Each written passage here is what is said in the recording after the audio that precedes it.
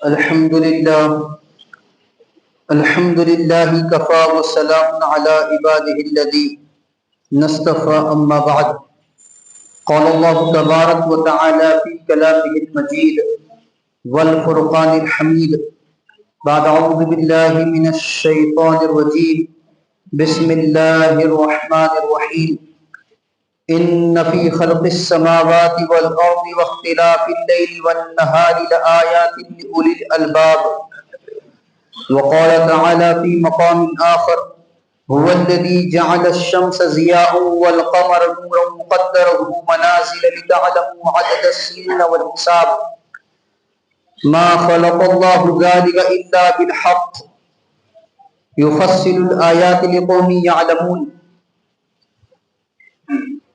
سبحان ربك رب العزة عما يصفون وسلام على المرسلين والحمد لله رب العالمين. اللهم صل على سيدنا محمد وعلى آل سيدنا محمد بارك وسلم. اللهم صل على سيدنا محمد وعلى آل سيدنا محمد بارك وسلم.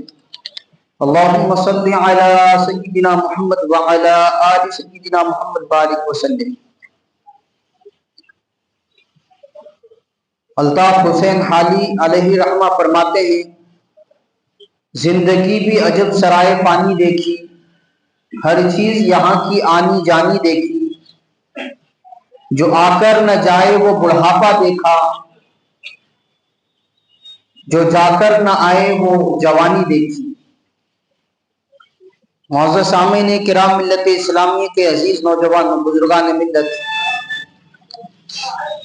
اللہ تبارک و تعالی نے آسمان و زمین اور دن و رات کا عدلنا بدلنا رکھا ہے، اور اس کی وجہ بتلائی ہے کہ ہم سالوں کا، مہینوں کا، دنوں کا حساب رکھ سکیں، اور اس سارے معاملے میں عبرتیں چھپی ہوئی ہے، سبق چھپے ہوئے ہیں ہوش مند لوگوں کے لیے.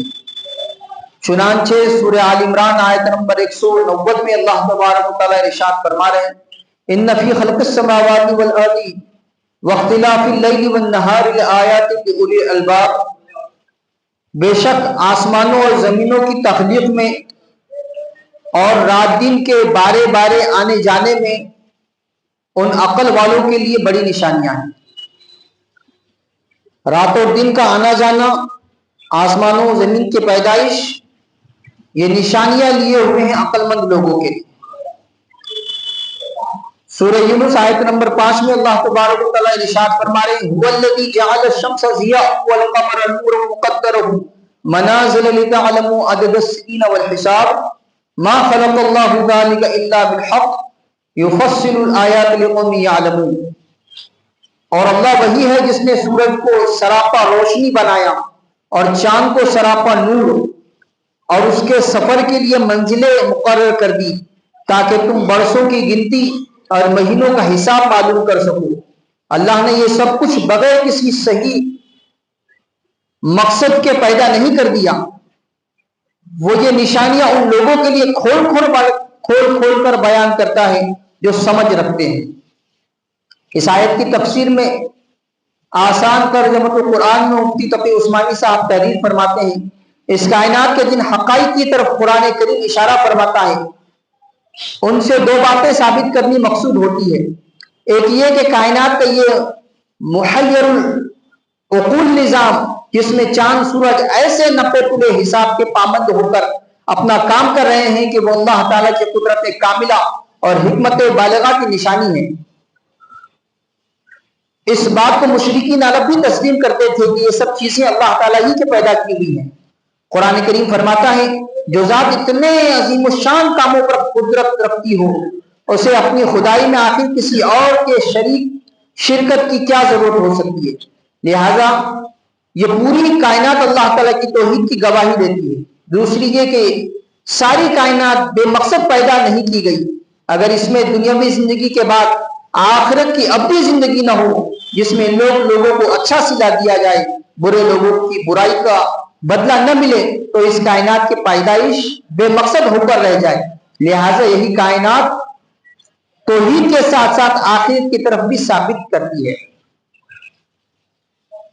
یہ جو پورا نظام ہے ایک ایمان والے کی نگاہ سے اگر دیکھا جائے تو ایک مسلمان، ایک ایمان والا وہ کھو نہیں جاتا نظام کائنات میں، اس کی رنگ رنگیوں میں، اس کی زیب و زینت میں کھو نہیں جاتا، بلکہ وہ اور آگے بڑھ کر اپنی آخرت کی طرف نظر رکھتا ہے.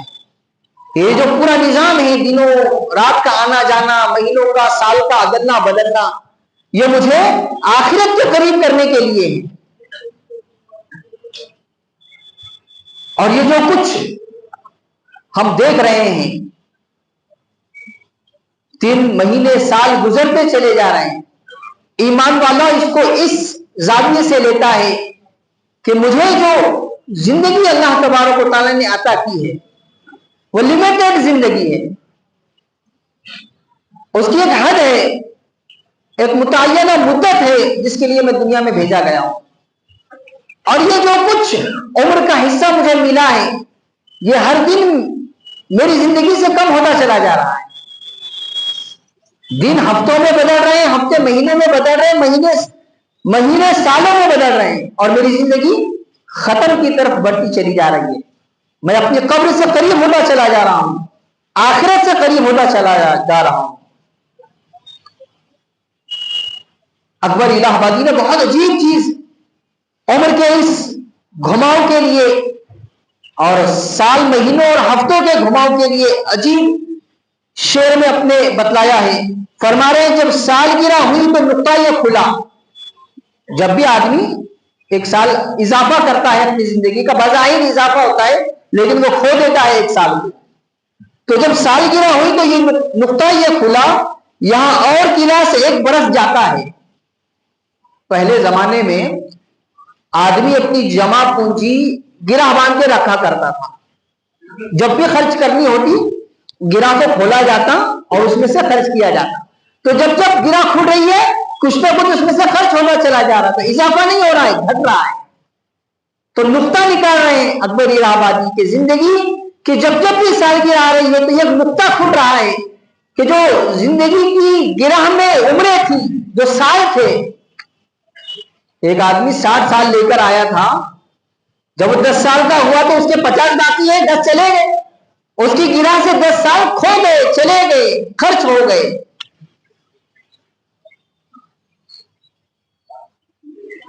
تو ایمان والا ہمیشہ اپنی زندگی کے لیے فکر مند رہتا ہے، وہ چیزوں میں کھوتا نہیں. علامہ اقبال بہت اچھے انداز میں فرما رہے ہیں کافر کی علامت اور ایک ایمان والی کی پہچان کے طور پر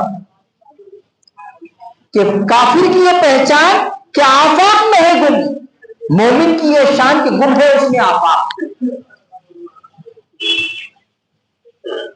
یہ کافرانہ، مشرکانہ اور غیر اسلامی لوگوں کا نظریہ ہے کہ چیزوں میں کھو جاؤ.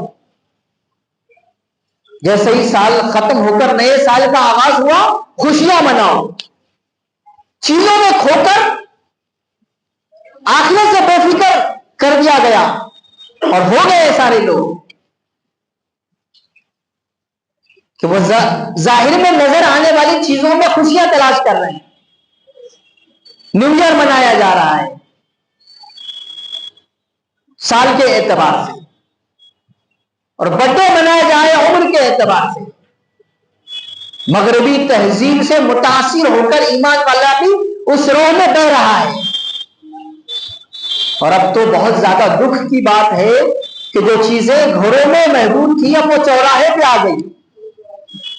آج کل جو برتھ ڈے منائے جا رہے کہاں منائے جا رہے؟ چوراہے پر، سڑکوں پر بڑے بڑے بینر لگا کر. جبکہ ابھی آپ نے سنا اکبر الہ آبادی کہہ رہے ہیں ایک نقطہ کھلنا چاہیے، ایک گرہ کھلنی چاہیے کہ میری زندگی کا 1 سال گم ہو چکا. میں اپنا محاسبہ کروں، خود کو ٹٹولوں، اپنے اندر جھانکوں کہ میں نے اپنی زندگی کا جو سال گوایا اس میں کتنی نیکیاں کمائی، کتنے اللہ تبارک و تعالیٰ کے حکموں پر میں عمل کر پایا، कितनी चीजों में मैं अल्लाह की नाराजगी से गुजर गया, कितनी चीजें ऐसी हुई जो गुनाह की लाइन से मुझसे सरजद हो गई।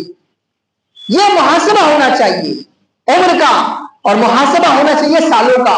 जो नया साल आ रहा है, हर 12 महीने के बाद एक नया साल, तो गुज़िश्ता गुजरे हुए 12 महीनों पर नजर कि जो गुज़िश्ता गुजरे साल है उनमें मेरी जिंदगी कैसे गुजरी, क्या चेंज मैंने अपनी जिंदगी में महसूस किया, क्या तब्दीली मैंने अपनी जिंदगी में महसूस की।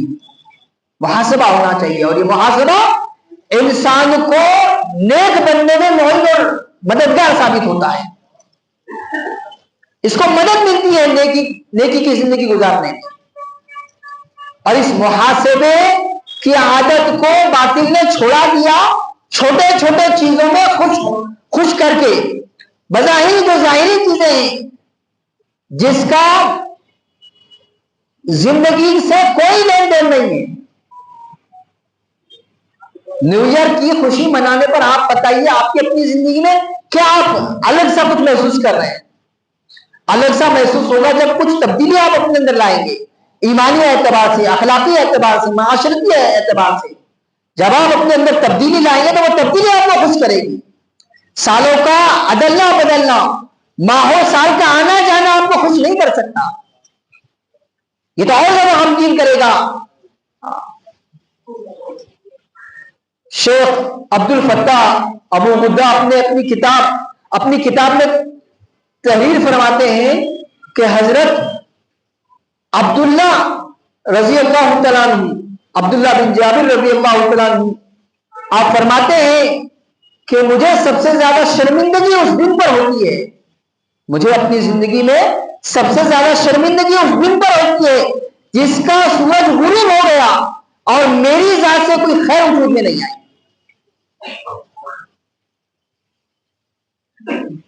तो सोचने पर मजबूर करना चाहिए हाथ जाता हुआ दिन कि कितनी खैर है जो मेरी जात से वजूद में आई है, कितनी ऐसी भलाइयां हैं जो मेरी जात से वजूद में आई है। और यह अक्लमंद लोगों के काम है। नादान लोग, बेवकूफ लोग जो गवा देते हैं सालों को, जो परवाह नहीं करते गुजरते हुए लम्हात की, और रस्म और रिवाज को इतना ज्यादा तूल दिया गया कि उसको गैरों का देखा देखिए ऐसा गुजारा जा रहा है जैसे वो गुजारते हैं। बातिल कौमें गुजारा करती हैं नए साल को खुशियों के साथ, बातिल कौमें गुजारा करती हैं अपनी जिंदगी के बदलाव को हैप्पी बर्थडे के साथ। ये बातिल कौमों के काम है, अक्लमंद लोगों के काम नहीं है, ईमान वाले का काम नहीं है। हारून रशीद रहमतुल्लाह अलैह एक मर्तबा कहीं से गुजर रहे हैं, उन्होंने मजलूम को देखा कि वो लकड़ी से कुछ खुरेद रहे हैं। एक अपने हाल में रहने वाला बंदा गुजरते हुए एक दिल लगी सूझी, कहा कि मजलूम ऐसे ही रहते हो, एक काम करो, मेरा एक लकड़ी में तुमको दे रहा हूं, छड़ी दे रहा हूं, ये छड़ी जो तुम्हें अपने से ज्यादा कोई बेवकूफ दिखे तो उसको दे देना। दिल लगी थी, उन्होंने वो छड़ी ली, अपने झोली में डाल दी। वक्त गुजरता गया, साल गुजरे, बहुत ज्यादा वक्त गुजरा। हारून रशीद रहमतुल्लाह अलैह की वफात का वक्त करीब आया, मर्जुल वफात में आप ऐसी बीमारी है जिसमें आदमी दुनिया से चला जाता है। सब इजाजत के लिए आ रहे हैं, मिलने के लिए आ रहे हैं, मजलूम भी पहुंचे।